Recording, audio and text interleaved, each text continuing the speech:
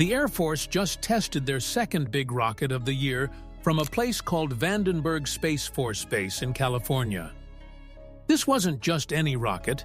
It was a Minuteman III intercontinental ballistic missile, which is a really fancy name for a super long-range rocket that can fly across entire continents. Now, before you get worried, this rocket didn't have any real weapons on it. It was completely unarmed, which means it was safe and only used for testing. The Air Force launched it right before sunrise, when the sky was still dark and most people were still sleeping. They do these tests regularly to make sure their rocket system works properly and can hit targets accurately if they ever need to use it for real. The Air Force wants everyone to know that these tests aren't because anything scary is happening in the world right now. They plan these rocket launches way ahead of time, sometimes months or even years in advance. It's like how your school plans fire drills. They're not doing them because there's a real fire, but because they want to make sure everyone knows what to do if there ever is one. This particular rocket flew an incredible distance, about 4,200 miles across the Pacific Ocean. That's like flying from New York all the way to London, England. Except this rocket did it in less than an hour. The rocket finally came down in a special area near the Marshall Islands, which are tiny islands in the Pacific Ocean that the military uses for testing because nobody lives there and it's safe. The rocket was carrying something called a test re-entry vehicle, which sounds complicated but is basically a special container that collects information during the flight. This container has computers and sensors inside that record how fast the rocket goes, how high it flies, what temperature it reaches, and whether everything works the way it's supposed to.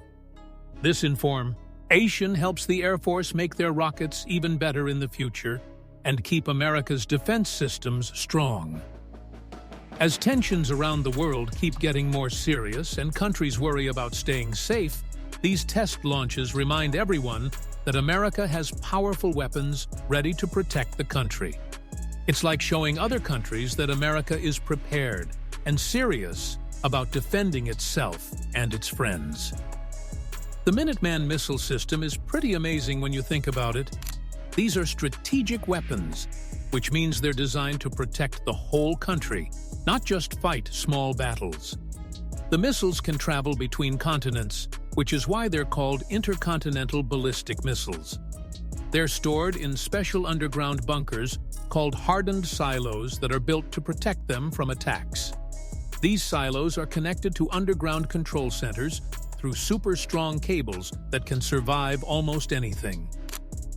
The people who operate these missiles work in teams of 2 officers who take turns staying alert all day and all night in the launch control centers. It's like having security guards who never sleep because there's always someone on duty. These officers have a really important job because they're the ones who would launch the missiles if the president ever ordered them to. The communication systems connecting these missile sites to the president and the Secretary of Defense are incredibly reliable. They're designed to work even if regular phone lines or internet go down. If something ever happened to the main control center and the officers couldn't communicate with the missile sites, there are special airplanes called E-6B aircraft that can take control of the missiles from the sky. These planes have fully trained crews who could carry out the president's orders even if everything on the ground stopped working. The whole Minuteman weapon system has a really interesting history that goes back more than 60 years.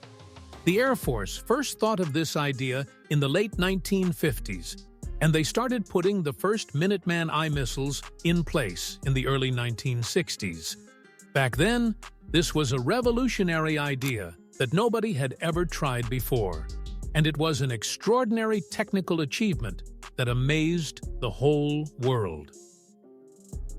Before Minuteman missiles, the military used older rockets that were much slower and harder to use. The old missiles used liquid fuel, which took a long time to prepare and launch, kind of like how it takes time to fill up a car with gas before you can drive it. The old missiles also had to be controlled by people from far away, which wasn't very reliable. The Minuteman missiles were completely different and much better. They could launch quickly without much preparation. They guided themselves to their targets using special computers, and they were built to survive attacks. From the very beginning, Minuteman missiles gave America a fast-reacting defense system that could protect the country really well. One of the best things about Minuteman missiles is that they're designed to be extremely reliable and easy to maintain. The Air Force uses a remove and replace approach, which means if something breaks, they just take out the broken part and put in a new one, like changing a light bulb. This system works so well that nearly 100% of the missiles are ready to use at any time. Over the years, the Air Force has kept improving the Minuteman system with state-of-the-art technology. They've made new versions of the missiles that are more accurate, can hit more different types of targets, and are even better at surviving attacks. Today's Minuteman weapon system is the result of almost 60 years of continuous improvements and upgrades, making it one of the most advanced defense systems in the world. Right now, the United States has 400 Minuteman III missiles spread across 3 different locations. The 90th Missile Wing keeps some at F.E. Warren Air Force Base in Wyoming. The 341st Missile Wing has others at Malmstrom Air Force Base in Montana. And the 91st Missile Wing operates more at Minot Air Force Base in North Dakota. By spreading the missiles across different states, the Air Force makes sure that even if something happened to one location, the other locations would still be able to protect the country. These missile bases are located in the middle of the country, far from big cities, which keeps everyone safe. The states where these bases are located, Wyoming, Montana, and North Dakota, have lots of open space and fewer people, which makes them perfect for this kind of important defense work. The test that just happened shows that all this technology and planning really works. When the Air Force launched that unarmed missile from California, and it flew 4,200 miles to hit its target near the Marshall Islands, it proved that America's nuclear deterrent system is working exactly as it should.